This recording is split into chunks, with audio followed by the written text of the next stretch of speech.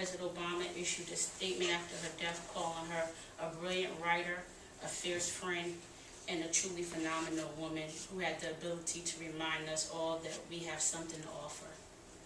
The person I speak of is Dr. Maya Angelou. Oh, I did it too fast. Sorry. Many believe that one's death should be concluded with the celebration of their life. In light of Dr. Angelou's untimely death, I like to celebrate her life with giving everyone a glimpse into who she was. In an effort to accomplish this task, I like to highlight 3 major sections of her life, which will consist of her early years, her contributions to the civil rights movement, and her work in the arts, as well as the accolades that she received because of them. She was born Marguerite Annie Johnson on April 4th, 1928 in St. Louis, Missouri. After being raped at an early age, she was quickly moved to Stamps, Arkansas, where she spent the majority of her childhood being raised by her grandmother. The trauma she experienced left her speechless for 5 years, but through her grandmother's care and devotion, she eventually gained the confidence to begin using her voice again. From a very early age, Maya was raised to value her African American heritage, her family, her community, and culture.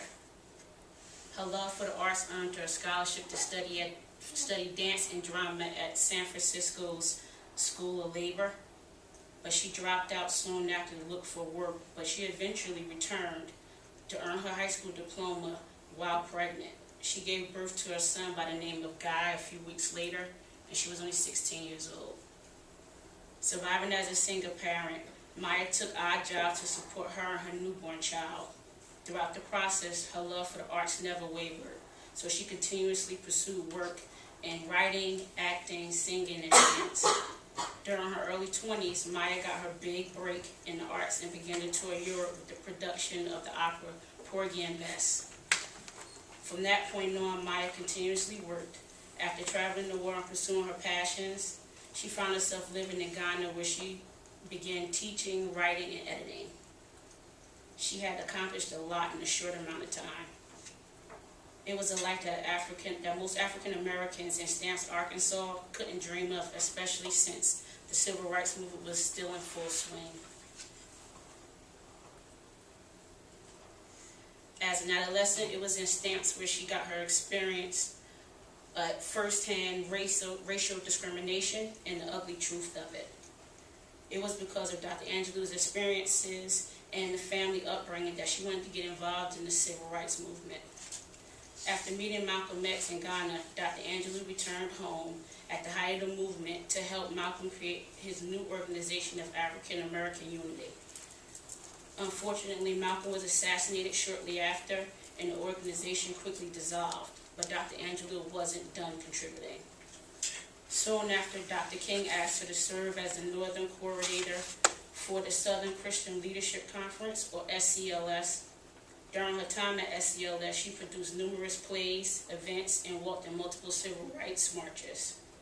Sadly, Dr. King was assassinated a few years later, which left her devastated and distraught. In an effort to help her overcome the loss she felt after Dr. King's death, a good friend encouraged Dr. Angelou to express her feelings by writing about her life experiences. It was through this process that Dr. Angelou produced one of her greatest works to date. It was a book entitled, I Know Why a Caged Bird Sings.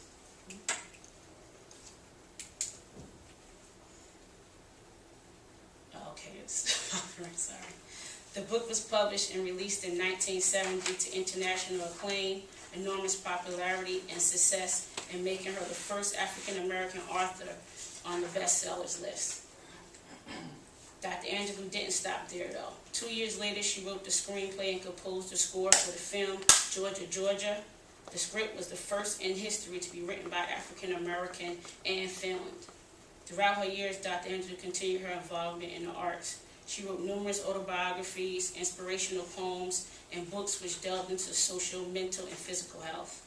She also continued her activism. Dr. Angelou served on 2 presidential committees, and in the course of her lifetime, she received numerous awards for her work.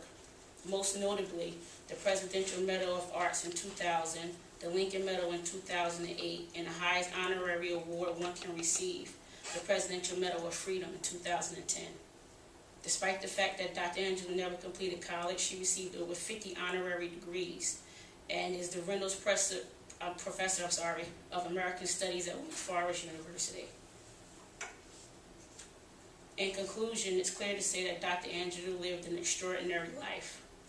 Combining the trials and tribulations she's faced in her early years, such as rape and teen pregnancy, her contributions as an activist, her work in the arts, and the accolades that followed, her accomplishments in life are one to be celebrated.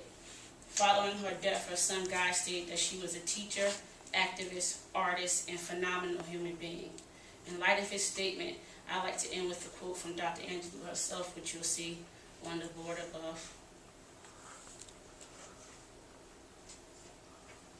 And it states, "I've learned that people will forget what you said, people will forget what you did, but people will never forget how you made them feel."